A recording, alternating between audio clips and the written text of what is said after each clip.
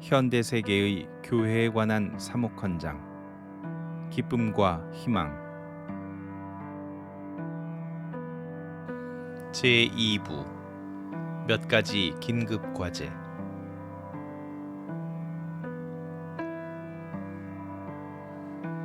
서론 제46항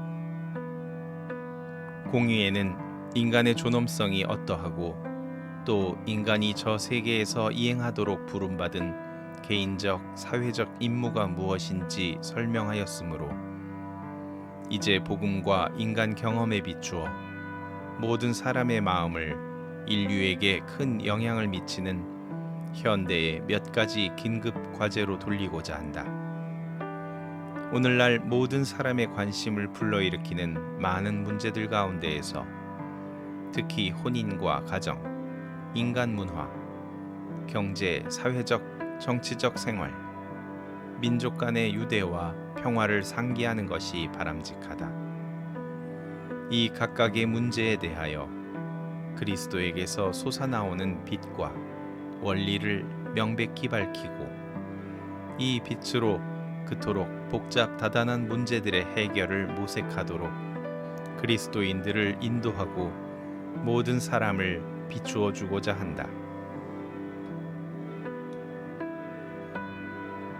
제1장 혼인과 가정의 존엄성 제47항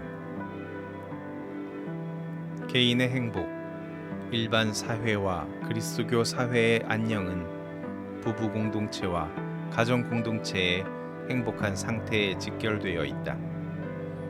그러므로 그리스도인들은 그 공동체를 중시하는 모든 사람과 더불어 오늘 이 사랑의 공동체를 보호하고 생명을 존중하며 부부와 부모가 그 숭고한 임무를 다하도록 도와주는 여러 가지 도움을 진지하게 반길 뿐 아니라 거기에서 더 좋은 혜택을 기대하며 이를 증진하고자 노력한다. 그러나 이 제도의 존엄성이 어디에서나 똑같은 밝기로 드러나지는 못하고 있다. 중혼, 이혼의 만연, 이른바 자유연애 또는 다른 기형으로 그늘이 졌기 때문이다. 그뿐 아니라 부부사랑은 흔히 이기주의, 향락주의, 부당한 출산 거부로 더럽혀지고 있다. 더욱이 현대의 경제, 사회심리, 정치 등의 생활 조건이 가정에 가볍지 않은 혼란을 미치고 있다. 끝으로 세계의 일부 지역에서는 인구 증가로 생기는 문제들을 염려하고 있다. 이 모든 문제로 양심이 고뇌하고 있다. 그러나 혼인과 가정제도의 가치와 힘은 현대사회의 급격한 변화 자체가 거기에서 생기는 어려움을 무릅쓰고 흔히 더 자주 여러 모양으로 이 제도의 진정한 특성을 드러내준다는 데에서도 분명하게 드러난다. 그러므로 공의회는 교회 가르침의 몇 가지 요체를 명확하게 밝혀 혼인 생활의 천부적 존엄성과 그 탁월하고 신성한 가치를 수호하며 증진하려고 노력하는 그리스도인들과 모든 사람을 비추어주고 격려하고자 한다.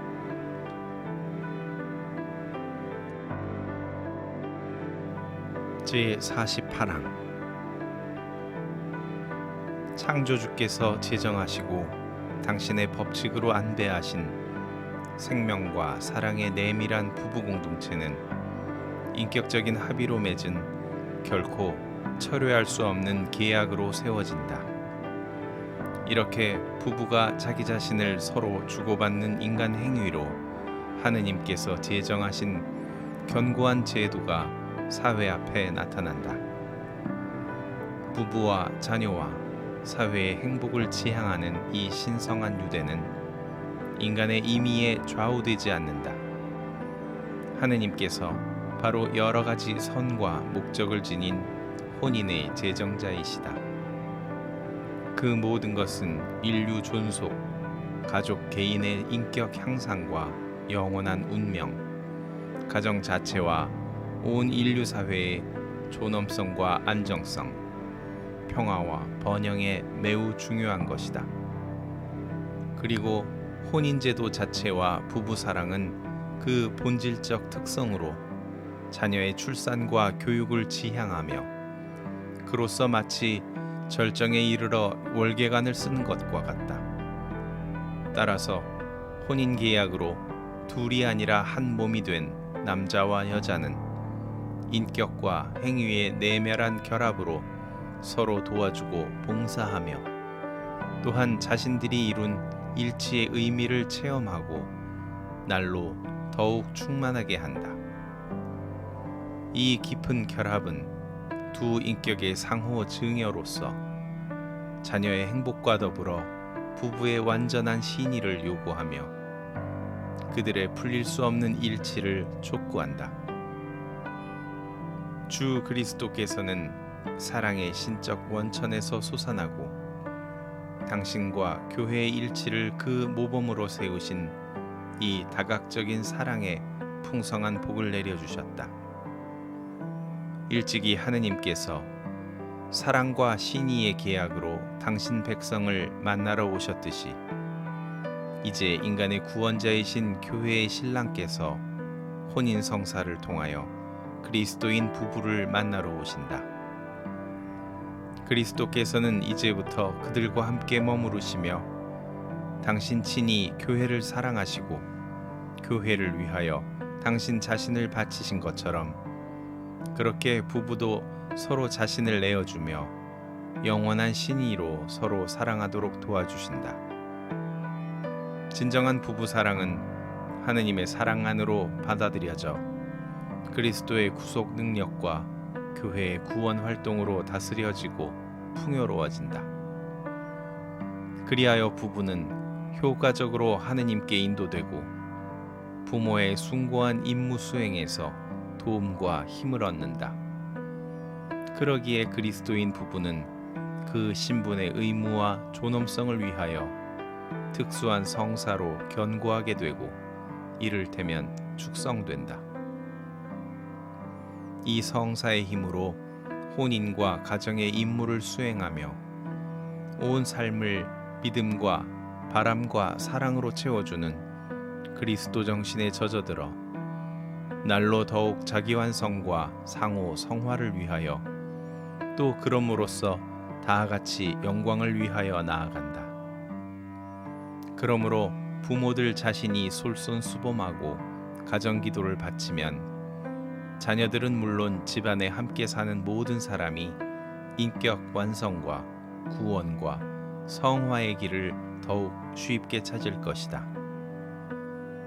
또한 부성과 모성의 존엄과 임무를 지닌 부부는 자녀 교육, 특히 종교 교육의 의무를 열심히 수행할 것이다. 교육은 그 누구보다도 먼저 부모의 의무이다. 자녀들은 가정에 살아있는 지체로서 그들 나름으로 부모의 성화에 이바지한다.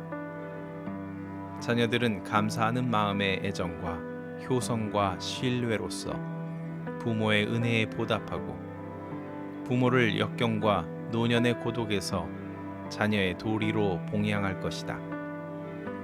혼인 성소의 지속성 안에서 굳센 마음으로 받아들이는 수절은 모든 사람에게 존경을 받을 것이다. 가정은 자신의 영적 보화를 또한 다른 가정들과 더불어 아낌없이 나눌 것이다. 그러므로 그리스도인 가정은 그리스도와 교회의 사랑의 계약에 대한 표상이며 참여인 혼인에서 생겨나므로 부부사랑과 많은 자녀 출산과 일치와 신의로 또 모든 가족의 사랑과 협력으로 세상에서 그리스도의 생생한 현존과 교회의 진정한 본질을 모든 사람에게 드러내 주어야 한다.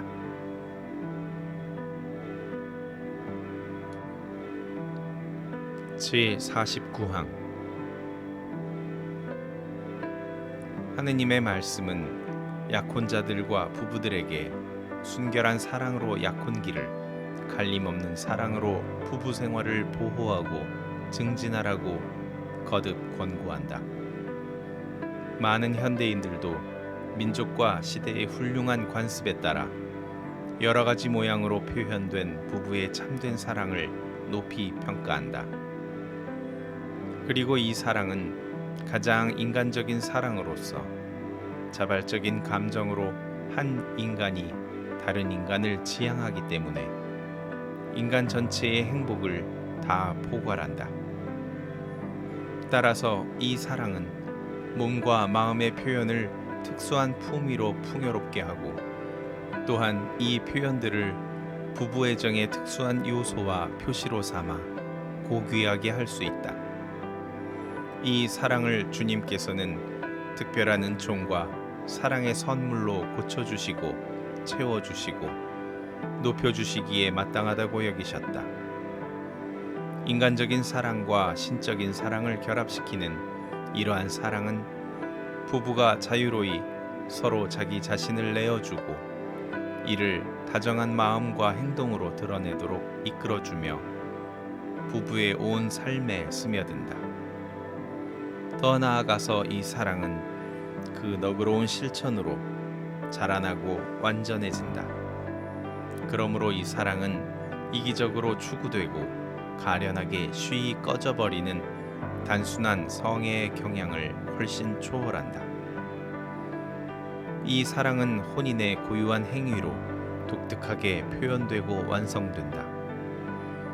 따라서 부부가 친밀하고 정결하게 서로 결합하는 행위는 아름답고 품위 있는 행위이다.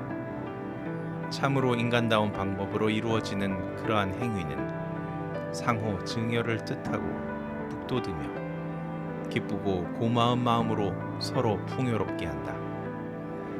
상호 신의로 보장되고 특히 그리스도의 성사로 거룩하게 된 이 사랑은 즐거울 때나 괴로울 때나 몸과 마음이 갈릴 수 없도록 충실한 것이며 따라서 온갖 간음이나 이혼을 전혀 모르는 것이다. 또한 서로 완전한 사랑 안에서 인정되는 아내와 남편의 평등한 인격적 존엄으로 주님께서 확고히 세우신 혼인의 단일성이 분명하게 드러난다. 이러한 그리스도인 소명의 의무를 항구히 수행하려면 뛰어난 덕행이 요구된다. 그러므로 부부는 거룩한 생활을 북돋워주는 은총의 힘으로 확고한 사랑과 너그러운 마음과 희생정신을 끊임없이 닦고 또 기도로 간구할 것이다.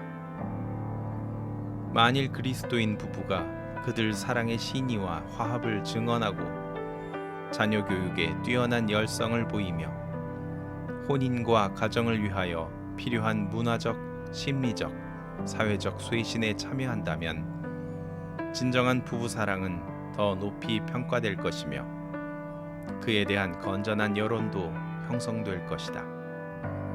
젊은이들이 정결을 닦고 적절한 시기에 정숙한 약혼기를 거쳐 혼인에 이를 수 있도록 부부 사랑의 존엄성과 그 임무와 행위에 대하여 특히 가정의 품 안에서 제때에 알맞은 교육을 받아야 한다.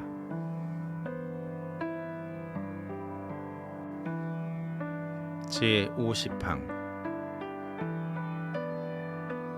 혼인과 부부사랑은 그 본질상 자녀의 출산과 교육을 지향한다. 자녀들은 참으로 혼인의 가장 뛰어난 선물이며 부모의 행복에 크게 이바지한다. 사람이 혼자 있는 것이 좋지 않다 하시고 처음부터 그들을 남자와 여자로 만드신 하느님께서 친히 당신의 창조 활동에 인간을 특별히 참여시키고자 바라시어 남자와 여자에게 복을 내려주시며 말씀하셨다. 자식을 많이 낳고 번성하여라.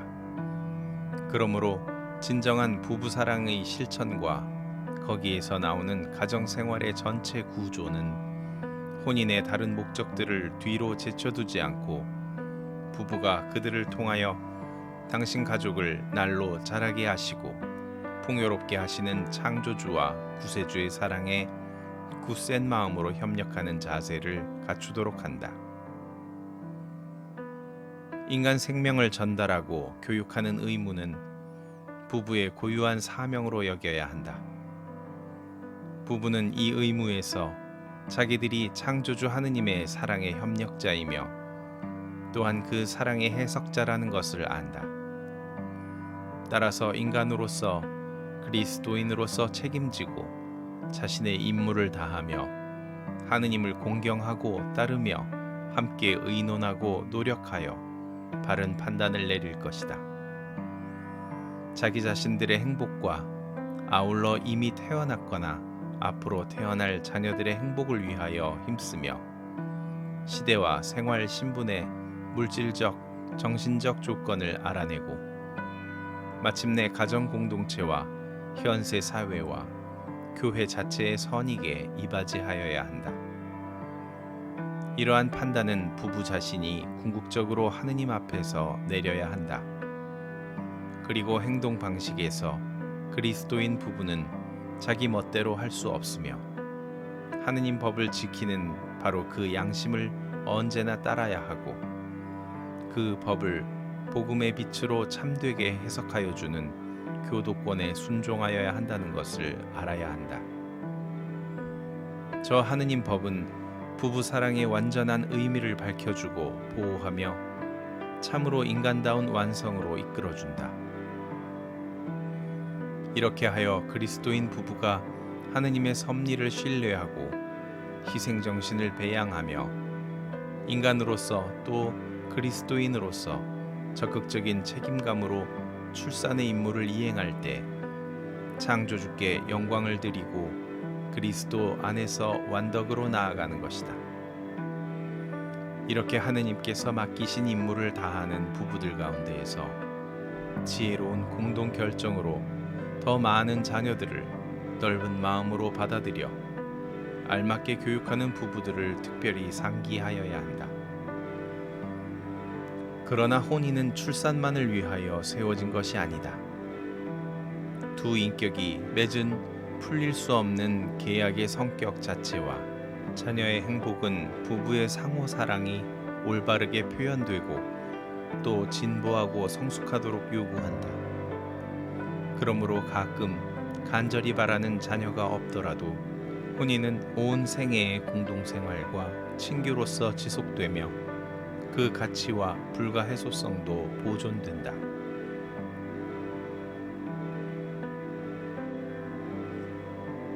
제51랑 부부 생활을 조화롭게 영위하고자 하면서도 부부들이 가끔 어떠한 현대적 생활 조건에 묶여 적어도 당분간은 자녀 수를 증가시킬 수 없고 충실한 사랑의 배양도 충만한 공동생활도 수월하게 유지할 수 없는 환경에 놓일 수 있다는 것을 홍유에는 알고 있다. 친밀한 부부 생활이 중단되면 흔히 신의도 깨지기 쉽고 자녀의 행복도 허물어질 수 있다. 그러면 자녀 교육도 자녀를 더 받아들이려는 용기도 흔들리기 때문이다. 이 문제에 부당한 해결책을 감히 제시하고 더구나 살인도 마다하지 않는 사람들이 있다. 그러나 교회는 생명 전달에 관한 하느님 법과 진정한 부부 사랑을 보장하는 하느님법 사이에 실제로 모순이 있을 수 없음을 거듭 일깨운다. 사실 생명의 주인이신 하느님께서는 생명 보존이라는 숭고한 직무를 인간에게 맡기시어 인간 품위에 알맞은 방법으로 이 직무를 수행하도록 하셨다. 그러므로 생명은 임신 순간부터 최대의 배려로 보호받아야 한다. 낙태와 유아 살해는 흉악한 죄악이다. 인간의 성적 본성과 생식 기능은 하등 생물보다 놀라우리만큼 탁월하다. 따라서 진정한 인간 존엄에 따라 이루어지는 부부 생활의 고유한 행위 자체는 커다란 경의로 존중받아야 한다. 그러므로 부부의 사랑과 생명 전달의 책임을 조화시키는 행동 방식의 도덕성은 순수한 의향이나 동기 평가에만 달린 것이 아니다. 그 도덕성은 인간의 본성과 그 행위의 본질에서 이끌어낸 객관적 기준, 곧 참사랑이라는 맥락 안에서 상호 증여와 인간 출산의 온전한 의미를 보전하는 그러한 기준으로 결정되어야 한다. 이것은 부부가 순수한 마음으로 정덕을 닦지 않으면 이루어질 수 없다. 이 원칙을 지켜야 할 교회의 자녀들은 산하 조절을 할 때 하느님 법을 해석하는 교도권이 배척하는 방법을 사용해서는 안 된다. 인간의 생명과 그 전달 임무는 현세에만 국한되고 또 현세에서만 측량되고 이해되는 것이 아니라 언제나 인간의 영원한 운명을 바라볼 수 있어야 한다는 것을 모든 사람이 분명히 알아야 하겠다.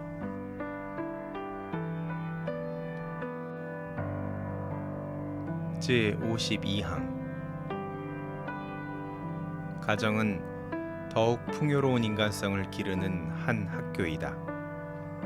충만한 가정 생활을 이루고 그 사명을 다할 수 있으려면 다정한 마음의 친교와 부부의 화합, 그리고 자녀 교육에 대한 부모의 성실한 협력이 요구된다. 아버지의 적극적인 참여가 자녀 교육에 대단히 유익하다. 그러나 특히 어린 자녀들은 집안에서 어머니가 보살펴야 한다. 여성의 정당한 사회 진출이 경시되지 않으면서도 어머니의 보호는 보장되어야 한다. 자녀들이 성년으로 자라 완전한 책임의식을 가지고 성소를 따르거나 생활 신분을 선택할 수 있도록 교육하여야 한다. 혼인할 때에는 도덕적, 사회적, 경제적으로 행복한 상황에서 자기 가정을 이룰 수 있게 하여야 한다. 젊은이들이 가정을 이룩할 때 그들이 기꺼이 들을 수 있는 현명한 조언으로 그들을 인도하여 주는 것은 부모와 보호자들의 의무이다. 그러나 혼인이나 배우자 선택에서 직접 또는 간접으로 강박을 하지 않도록 조심하여야 한다. 이와 같이 가정은 여러 세대가 모여 서로 도와주며 더 충만한 지혜를 얻고 개인의 권리를 사회생활의 다른 요구와 조화시키는 곳이므로 가정은 사회의 기초를 이룬다. 그러므로 공동체와 사회단체에서 영향력을 행사하는 모든 사람은 혼인과 가정의 증진을 위하여 효과적으로 이바지하여야 한다. 국가 권력은 혼인과 가정의 진정한 특성을 인정하고 보호하고 향상시키며 공중 도덕을 수호하고 가정의 번영에 이바지하는 것을 그 신성한 임무로 여겨야 한다. 자녀를 낳고 가정의 품 안에서 교육하는 부모의 권리는 보장되어야 한다. 불행히도 가정의 행복을 잃은 어린이들은 주도 면밀한 입법과 다양한 사업으로 보호하고 적절한 도움으로 불행을 덜어주어야 한다. 그리스도인들은 주어진 기회를 살려 변화하는 유형한 것에서 영원한 것을 분별하여 자기 생활의 증언으로 또 선의의 모든 사람과 협력하여 혼인과 가정의 가치를 열심히 증진하여야 하며 이렇게 어려움을 이겨내고 새 시대에 알맞은 편의와 필요한 도움을 가정에 제공하여야 할 것이다. 그러한 목적을 이루는 데에는 신자들의 그리스도교 감각과 사람들의 올바른 도덕 의식과 거룩한 학문의 조예가 깊은 이들의 지혜와 경험이 큰 도움이 될 것이다. 여러 학문, 특히 생물학, 의학, 사회학, 심리학 등의 전문가들이 공동 연구로서 인간의 정당한 출산 조절에 다양한 조건을 도와주고 더 완전히 밝혀내도록 노력한다면 혼인과 가정의 행복에 또 양심의 평화에 크게 이바지할 수 있다. 가정 문제에 대한 적절한 지식을 갖추고 부부들이 부부 생활과 가정 생활에서 그 소명을 다하도록 하느님 말씀의 선포, 경신 전례와 다른 영적인 도움 등 여러 가지 사목수단으로 도와주고 어려움을 겪는 부부들을 친절과 인내로 격려하며 참으로 빛나는 가정이 이루어지도록 사랑으로 그들의 용기를 북돋아주는 것이 사제들의 임무이다. 여러 단체, 특히 가정단체들은 젊은이들과 부부들, 주로 신혼부부들을 이론과 행동으로 격려하며 그들에게 가정생활, 사회생활, 사도직 생활을 가르치도록 노력하여야 한다. 끝으로 부부 자신도 살아계시는 하느님의 모습이 되고 인간의 참된 질서 안에 세워져 같은 마음과 같은 생각과 거룩함으로 서로 하나가 되어야 한다. 그리하여 생명의 근원이신 그리스도를 따르며 자기 소명의 기쁨과 희생 안에서 자신들의 충실한 사랑을 통하여 주님께서 당신의 죽음과 부활로 세상에 보여주신 저 사랑의 신비의 증인이 되어야 한다.